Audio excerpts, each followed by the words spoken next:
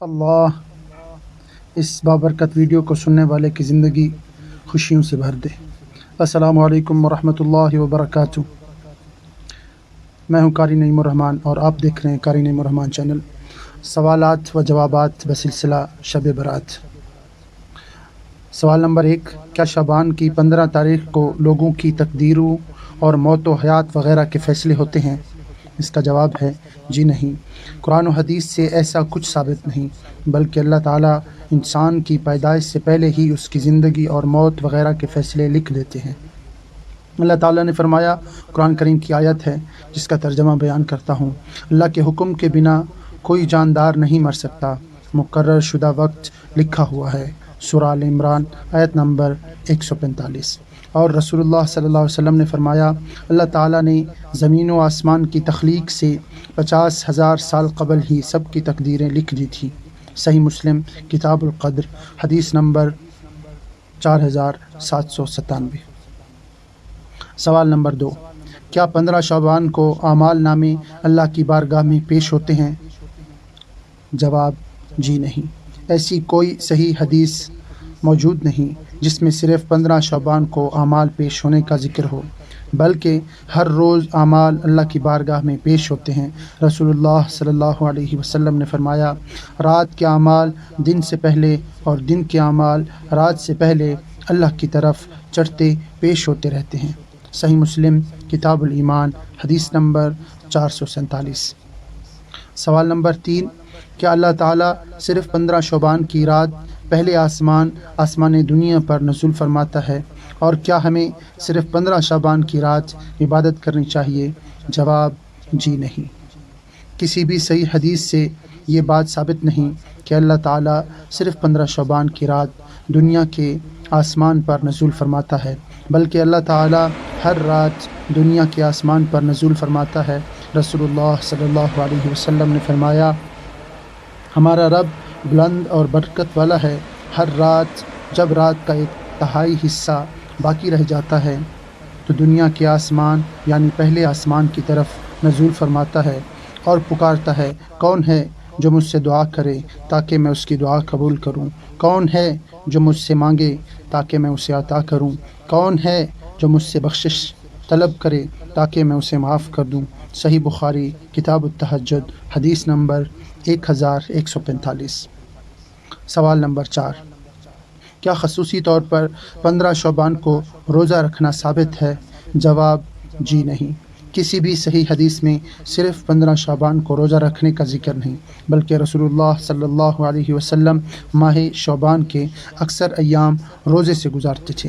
ام المومنین سیدہ عائشہ صدیقہ مطہرہ رضی اللہ عنہا فرماتی ہیں، میں نے نبی کریم صلی اللہ علیہ وسلم کو شعبان سے زیادہ کسی مہینے میں اتنے نفلی روزے رکھتے ہوئے نہیں دیکھا۔ صحیح بخاری کتاب الصوم حدیث نمبر 1969۔ سوال نمبر 5، کیا 15 شعبان کی رات فوت شدگان کی روحیں گھروں کی طرف لوٹتی ہیں، اور کیا اس رات خصوصی طور پر قبرستان جانا چاہیے؟ جواب جی نہیں۔ جب کوئی بندہ فوت ہو جاتا ہے تو اس کی روح اس دنیا سے عالم ارواح منتقل ہو جاتی ہے، روحوں کی دنیا میں منتقل ہو جاتی ہے، اور دنیا سے اس کا رابطہ ہمیشہ کے لیے ختم ہو جاتا ہے۔ اللہ تعالیٰ نے فرمایا، یہاں تک کہ جب ان میں سے کسی کو موت آنے لگتی ہے تو کہتا ہے، اے میرے رب مجھے واپس لوٹا دے تاکہ میں اس دنیا میں نیک کام کروں جسے میں چھوڑ آیا ہوں۔ اللہ تعالیٰ فرمائے گا، ہرگز نہیں، ہرگز نہیں، یہ تو بس ایک بات ہے جو وہ حسرت سے کہنے والا ہے، اور ان سب روحوں کے آگے اس دن تک ایک برزخ، ایک آڑ ہے جس دن وہ قبروں سے اٹھائے جائیں گے۔ سورۃ المؤمنون آیت نمبر 99 اور 100۔ اور 15 شعبان کی رات خصوصی طور پر قبرستان جانے کے حوالے سے کوئی صحیح حدیث نہیں۔ ویسے بھی قبرستان جانے کا مقصد ہرگز یہ نہیں کہ وہاں جا کر صرف اہل قبرستان کے لیے دعا کی جائے، کیوں فوت شدگان کے لیے مغفرت کی دعا تو مسجد میں اور گھر بیٹھ کر بھی کی جا سکتی ہے، بلکہ قبرستان جانے کا اصل مقصد موت کو یاد کرنا ہوتا ہے۔ رسول اللہ صلی اللہ علیہ وسلم نے فرمایا، قبروں کی زیارت کیا کرو، یہ موت یاد دلاتی ہے۔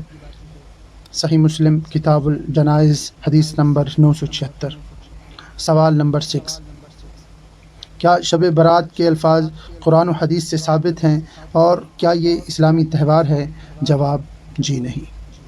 شب فارسی زبان کا لفظ ہے جس کے معنی ہے رات، اور برات عربی زبان کا لفظ ہے جس کا مطلب ہے بیزاری، دوری، لا تعلقی اور نجات۔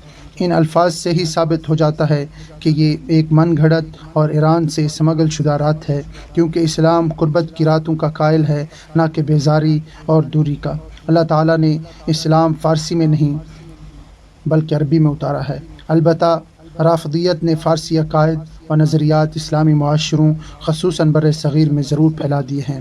دراصل رافضی موجودہ شیعہ 15 شعبان کی رات شب تبرہ مناتے ہیں۔ ان کا فاسد و باطل عقیدہ ہے کہ اس رات امام مہدی آئیں گے اور سیدنا ابو بکر عمر رضی اللہ عنہم کو ان کی قبروں سے نکال کر سولی پر لٹکائیں گے اور شیعوں کو اہل سنت سے نجات دلائیں گے، نعوذ باللہ۔ شیعہ کتاب حق الیقین، مصنف ملا باقر مجلسی، صفحہ 145۔